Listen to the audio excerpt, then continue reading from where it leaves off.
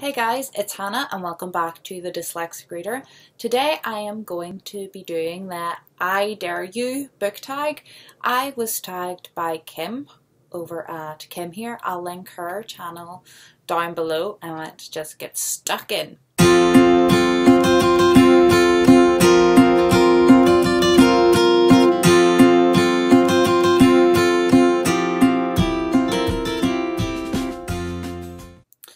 Question 1. What book has been on your shelf the longest? For this, I reckoned one of my baby books, and one of the books I can remember having the longest is Enid Blyton, The Fairy Kitten. Yeah, I remember having this quite a long time. There's like very few words in it. It's just a regular kids book, but this is one of the ones I've had since as long as I can remember that I actually keep, and I'm not lying, in my parents' attic or something. Question 2. What is your current read, your last read, and your next read? My last read was Liesl and Poe by Lauren Oliver. I have a full video review of this on my channel that I'll link down below. My current read I'm reading on my Kindle, and that is The Timekeeper by Tara Sim. It's going good. My next read will probably be Blue Lily, Lily Blue by Maggie Stiefvater. Did I never get her name right? I am so sorry. This is the third book in the Raven Cycle series. Book 3 or 4. First 2, 5 out of 5 stars, so I have good hopes for this. I just ordered it in from the library, so pumped about that. Question 3.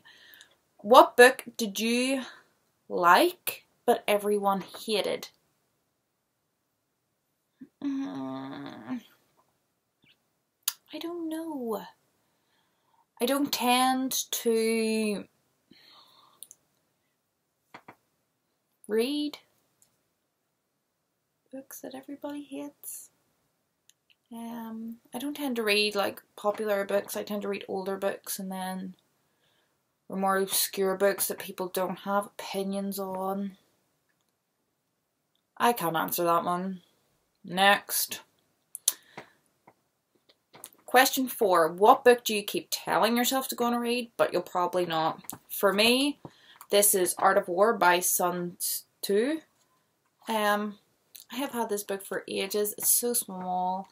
I've started it a couple of times, but it doesn't make sense to me, and I want to read it. It's one of the ones I really want to check off my lifetime goal reading list. I'm doing the Rory Gilmore reading challenge, which is all the books that Rory Gilmore ever mentioned in Gilmore Girls, and I want to read all of them before I die, and this is one of them, but I can't see it happening. I'm sorry. What book are you saving for retirement? War and Peace. I don't have the energy or the time or the dedication to give that book what it needs right now, so saving that for when I have the time. Last page, read it first or wait until the end. When I was little, like 11, I would have read the last line. Sometimes, I'm not even sure why, but I would never consider doing that now. Question 7. Acknowledgement, a waste of paper, or an interesting aside? I think acknowledgements are more for the author than for the reader. Doesn't annoy me if the author wants to put it in there, have at it, I don't care. Question 8. What book character would you switch places with? That is a really good one. I would love to be Sherlock Holmes. I really would. Like, I even have a book entitled How to Think Like Sherlock Holmes, and it gives you like little things. I'm so obsessed. I've read all the books multiple times. I've seen every TV adaptation. But you would probably have no friends, but I don't have that many friends anyway, so it doesn't really matter to me.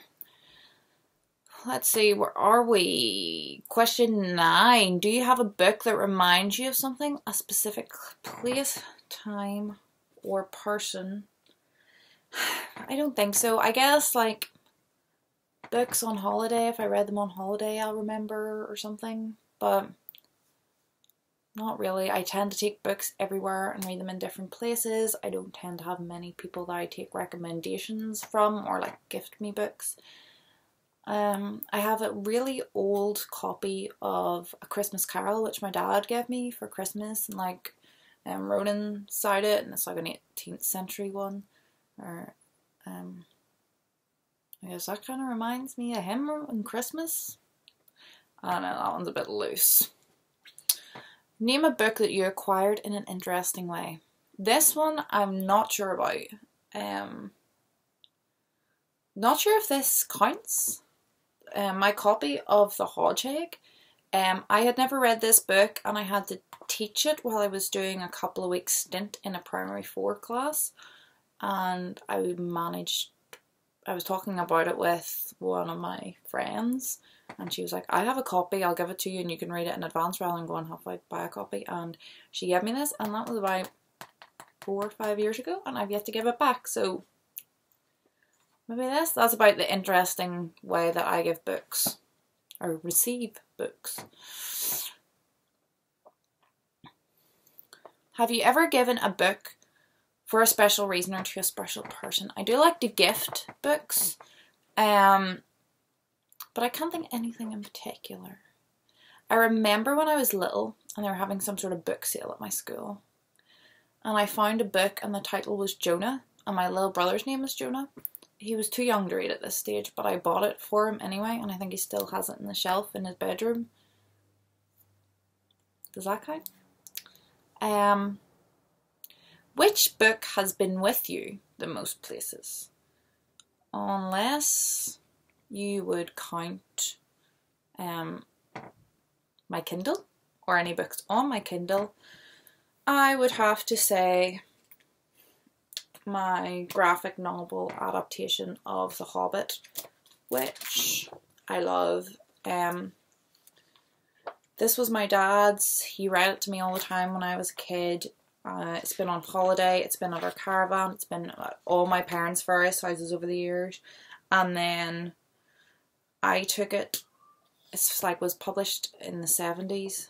I took it and it's been with me in all my houses and some holidays and things like that, and it's been upstairs and downstairs and on all different sorts of shelves, and I love the artwork. Like, look at that little golem. I used to love this book. I still love it.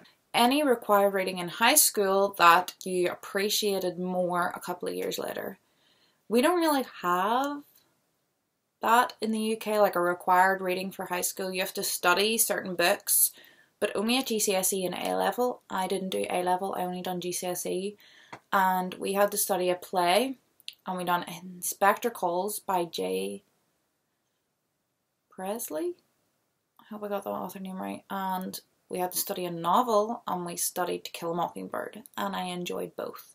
So in my whole time in high school, there was only really 2 required readings, and I enjoyed them both then, and haven't read them again since. So I don't think I can really answer that question. Used or brand new? I am the queen of used books, charity shops, all the online places. I can't remember the last time I bought a new book. I think I bought the Cursed Child new. Aside from that, I don't really buy new books. Always used. I love the cheaper prices, and I love the story and the feel you get with a used book. Question 15. Have you ever read a Dan Brown book? No. Question 16. Have you ever seen a movie you liked more than the book? I can only think of one, and that's Matilda by Roald Dahl. I loved that movie as a child so much that my dad hid the video and told me that it was like lost or burnt or something to try and stop me watching it. But I was so upset my mum went up to the attic and found it and like let me watch it when he wasn't there. I didn't read the book till I was older, and I didn't like it as much. There wasn't as much magic. I didn't like the relationship between Mrs. Honey and Matilda as much. Mrs. Honey is the reason I became a teacher. Like from when I was really little, Matilda and the whole story of Mrs. Honey and everything just grabbed me. And that was more from the movie than the book. And when I read the book when I was older, I didn't like it as much. Question 17. Have you ever read a book that's made you hungry? I am hungry all the time, whether I'm reading or not, and when I read a food scene, it always increases. But one thing that always made me really hungry when I was little was green eggs and ham. My auntie used to have a copy of this, and she used to always, when I was little, she didn't have kids of her own, and when she was looking after me, this was one of the only kids' books she had in her house, and we always used to read it, and just, I wanted green eggs and ham. Because who wouldn't? I love ham and I love eggs, and for a good part of my childhood, my favourite colour was green, so it's like a perfect combo.